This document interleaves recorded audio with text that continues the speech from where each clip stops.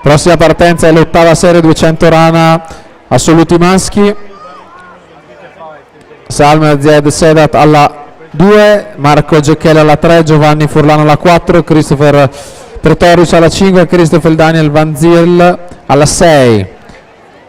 Andiamo a seguire in acqua col miglior tempo in corsia 5 Letizia Memo, terza nelle graduatorie stagionali italiane, appunto in virtù della medaglia di bronzo in questa distanza ai campionati italiani assoluti di Riccione,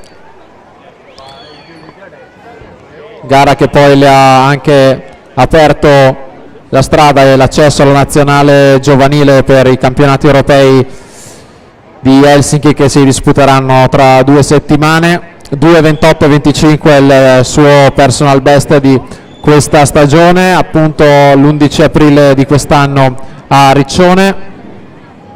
1:13:50 Letizia Memo, 38:29 la sua seconda vasca. Laura Mazzotta 1:17:26, 40:45 Jennifer Bortuzzo 1:18:01, 41:14 la sua seconda vasca.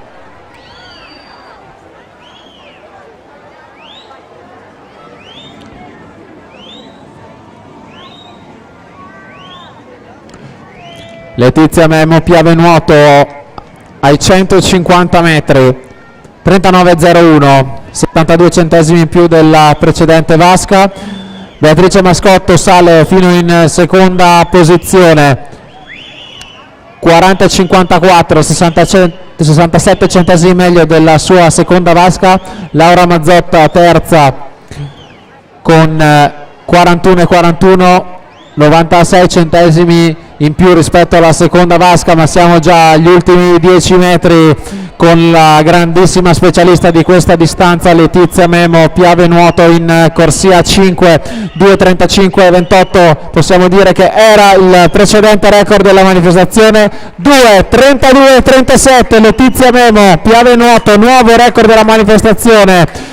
Beatrice Mascotto è seconda per l'Antares nuoto, 2:37:45, terza Laura Mazzotta, rappresentativa Idros,